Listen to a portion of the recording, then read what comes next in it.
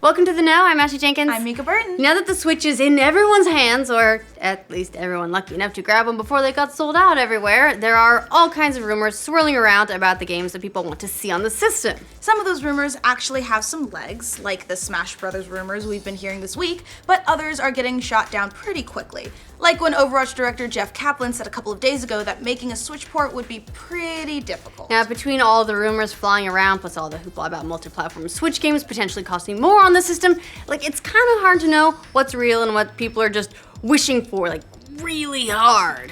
We went digging around to find the status on most of the rumored ports for the Switch. We won't be talking about the obvious ones, like when people keep hoping for Mass Effect Andromeda to magically get a Switch port. Sorry. So, they already said no. We've already covered all the games that developers have said won't be coming, so you should watch that video. Alright, so these are some of the most wanted Switch ports that haven't been officially announced, but still have a reasonable amount of evidence to their existence.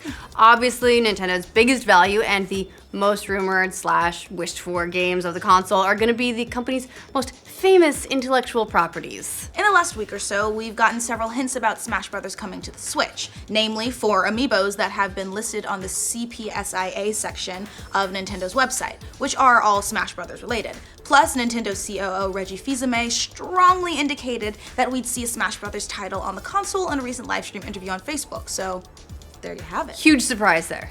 But Reggie also indicated in that interview that every popular Nintendo franchise will get some kind of iteration on Nintendo's newest console, which, those are some big words. So in addition to Mario Kart, Mario, Zelda, and Splatoon, which are all already on the docket for this year, plus the heavily rumored Smash Brothers, we've also got Pokemon, Pikmin, Animal Crossing, Metroid as possible iterations in the future. Hint, Nintendo. Hopefully. The big one on this list will be Pokemon. Yes. Pokemon Stars, a companion to Pokemon Sun and Moon, has been heavily rumored since last fall and is strongly expected later this year. But so far, Nintendo's been weirdly silent on whether or not it actually exists. Probably so that people keep buying the 3DS versions. That makes sense. Now, GameStop, however, may have accidentally leaked Pokemon Stars in a listing for Switch a few months ago, citing it as one of the games you can take anywhere with you on the go with the console. As far as pending announcements, it's important to remember that the Pokemon Company does its own thing when it comes to marketing and scheduling,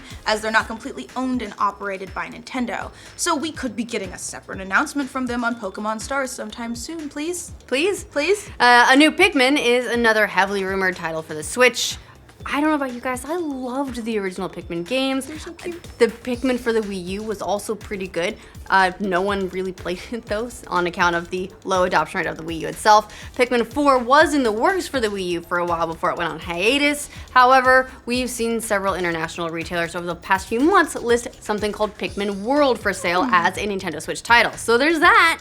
Considering that Nintendo decided to turn Breath of the Wild, originally a Wii U title, into a marquee game for the Switch, it's safe to say that the same thing will probably be happening to the shelved Pikmin 4 as well. So that just leaves games like Animal Crossing and Metroid. No big deal, right?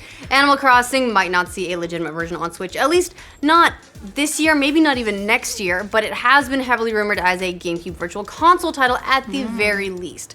Just last month, when asked about the Gamecube Virtual Console, Nintendo producer Yoshiaki Koizumi indicated that they were indeed working on something like that for Switch. As for Metroid, now who the fuck knows what Nintendo's gonna do with that franchise? Just give us Samus, that's all we're asking for. Come on, they were so good. You were doing so good with the Metroid Prime games, and then just poof. But this week has also brought us some interesting possibilities for a rather unexpected title, South Park: The Fractured But Whole. The official South Park account tweeted a line and screenshot of the image where Cartman camped outside the snow for a Wii, writing, "Nintendo, I'm coming, Nintendo." Now, to be fair, this could just be about the massive winter storm Stella that's been battering the East Coast this week. That is a thing, but hey, you never know. Keep the dream alive. Ubisoft has already said they will be supporting the Switch with a ton of games. We've heard of plenty of Switch exclusives that are in the works by the publisher, such as the Rabbids Mario RPG crossover, allegedly Beyond Good and Evil 2, which may or may not end up even being an exclusive. Fractured But Whole has been delayed until sometime between April 2017 and March 2018. Real specific. That's a window. So there could be a time for a Switch release later this year, or next year. when the game comes out on either platforms. Or better yet, a definitive edition for the Switch that also includes a Stick of Truth. But that's more wishful thinking. It is wishful, but it would be nice.